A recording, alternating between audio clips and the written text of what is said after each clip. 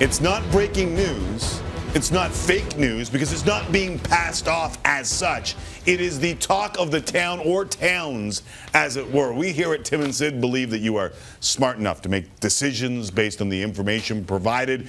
So as always, Sid, Canada, stop me if you want to talk about anything along the way. Got it good, and since you understood, let's get this edition of Breaking Rumours. Jump in like I did for 6 hours on Monday? Correct. All right. Exactly the same way. I can do that. I can do that. We start in Toronto with the Leafs, who, as Elliot Friedman said yesterday on Faisal and Donovan, masquerading as Tim and Sid. Fake us.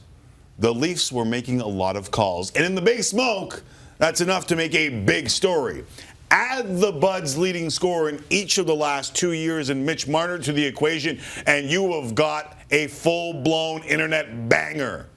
The other guys at the other place were saying that Marner wants Matthews' money. And Fried suggested that if he wants that money, like $11 million a year, he would have to sign for 8 years. And the Marner camp does not want to do that. So what do you have left? Our friend Elliot says a massive game of chicken. And for the Leafs, this would be the second straight year of it after Willie Nylander. And that worked out about as well as me with the hairpiece. So what do the Leafs have in response? No, all right. We didn't have to show the picture. I thank you for that. That's great. It adds to the story. What do the Leafs have in response to that giant game of chicken that would end up looking like a bad Tim McAllister? Well, they're both bad, Tim McAllister, this one and the other one. But the only leverage that the Leafs would have, Sydney, is to suggest that they could trade the asset. Could you see the Leafs actually trading their leading scorer in each of the last 2 years? We're jumping right to Marner. Yeah, You're talking Mitch Marner. I am talking Mitch Marner because that has been the talk of the last couple days. I guarantee you, Mitch Marner's not going anywhere.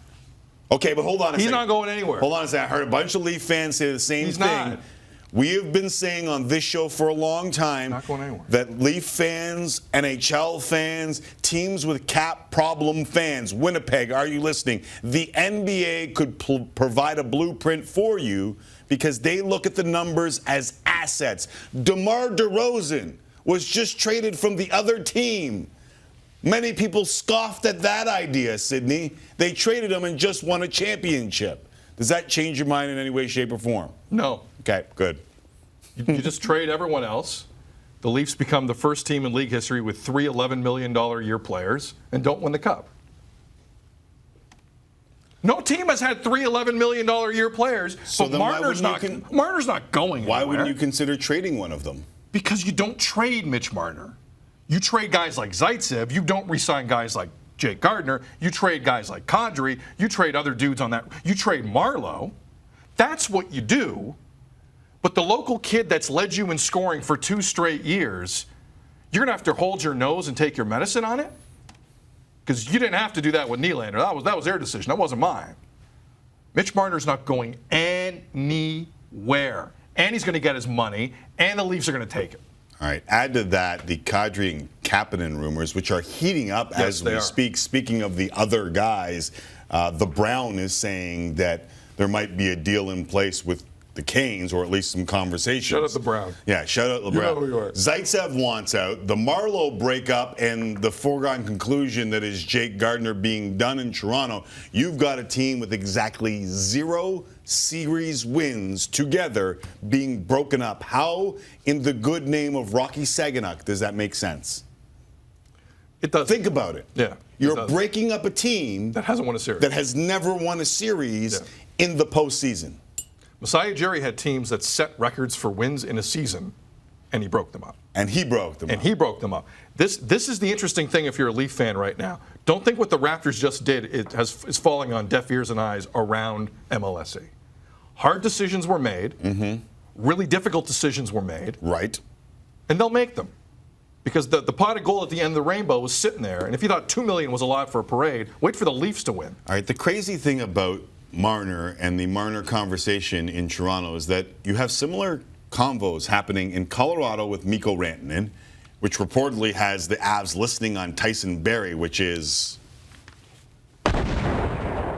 In Calgary, Matthew Tkachuk is also looking to get paid, which, according to a couple of different reports, could have the Flames listening on offers on Hamonic, Brody, and or Stone, all of whom are UFAs at the end of the year. Same convo with Laine in Winnipeg, who might be the most intriguing of them all. It has already caused Kevin Cheveldayoff to move Jacob Trouba.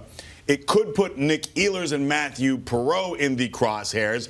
And if the idea is circulating that Laine's camp wants $10 million a season, Sid Cicero, if you are the Jets, how can you pay him more than you paid Mark Scheifele, which is just over $6 million, and Blake Wheeler at $8.25 million? Laine, as inconsistent as he is a $10 million player. Okay, on but talent, on potential, okay, so on what he's already done. You can do that. You can be Kevin Cheveldayoff and put Patrik Laine at $10 million ahead of those two guys. I think so. In a room and hope for the best. Yep. Look, Scheifele signed. How many years ago did Scheifele sign? How's that Laine's problem? It's not Laine's problem. It's not Laine's problem. problem. But you know as well as I do that sometimes guys in rooms get a little pissed off at what other guys are making. And if one of those guys has disappeared for long stretches while you have carried the team on your back, you might have the right to say, that guy's not worth $4 million more than me. They've also seen the kid score 5 goals in a single game. Yeah, and a ridiculous month. You're right. And also finished second in goal scoring by the time he was a teenager. Uh-huh. Like Patrick, let's remember the whole Patrik Laine story here. Because I'm with you. The inconsistency bothers me. And I don't necessarily want to kind of preclude it from this conversation, but if you're looking at the whole thing, how is he not a $10.5 million player? How? Well, what's Rantanen going to get? All of these comparables right now are very important, and everyone's just pointing to Auston Matthews and saying that's my comparable. You know why he's a $10.5 million player? Kevin Hayes. Yeah. That's why he's a $10.5 million. Thank you, Philadelphia Flyers. Every young kid in the league is like, thanks, appreciate it, Gritty. Boom, everything goes up. Yeah. Everything. But Kevin Hayes is an average hockey player in this league. He's got $7 million a year. Does that make your team good? That's up to every GM to figure out. Right? And that's not the player's problem. What of the Philadelphia Flyers' history has suggested that has worked out for them? It's irrelevant, though. It's irrelevant. It's not irrelevant. It's irrelevant to negotiation. It's irrelevant in your idea of what those guys should get. But if you're the GM trying to build the team that wins, it's very relevant. Well, it depends. It's remarkably relevant. It depends on the GM's ability to talk the player into being the team guy. Well, but then if you can't, what do you do? This is the million-dollar question. You were looking at one side, and I appreciate you, Sid Cicero. I love you, Sid Cicero. However, if you look at both sides of that equation, it becomes a conundrum. See, here's my problem. I don't care about most people. Okay? I don't care about GMs. I don't care about teammates. I don't care about the third line guy. I don't care about the guy who signed 3 years ago. Yeah. I don't care about any of that. These kids are up. And some of them deserve to get paid. I don't care where you paid Nylander. I don't care where you paid Scheifele. These kids deserve to get paid. No, but that's not their job to figure that out. Why did the CBA become restricted free agents get paid before they do anything? They have been contributors from the start because they were cheap labor, and the cheap labor helped when you played them. And now these guys are ending up holding their franchises hostage on what the numbers should be because a couple of them got paid. Wait a second. So you're saying it's okay to use them as the cheap labor? Correct. But when you put them on the all-star pedestal, it's not okay to pay them? I am saying that they got the opportunity because they were cheap labor. Right. But I don't think that anyone thought when the CBA said, hey, you don't get any arbitration in this first go-around as an RFA, that would become leverage because it has become leverage. Right. There's no arbitration to go, well, that's the number and that's the number, and Brad Marchand makes $6 million and you're not that player. They're just looking at whoever signed last and going, that guy. And most of it is Auston Matthews. And can you win doing that? Because if you look around, I don't know if it's happened yet. I think all these kids that we're talking about are hurting the next generation of kids because they're just going to play old guys and not have to deal with this for a while. Seriously. You think GMs in the future want to deal with this issue? All of a sudden, Matthew Tkachuk is that guy. Lining's that guy. I think they're paid that money because they want to pay the guys in their prime, and they don't want to pay the old guys. But I think that leaves everyone in a tough spot. Oh, absolutely. Canucks are open for business, and while they ended up getting Alex Edler done, on again, off again. More breaking rumors! Breaking rumor.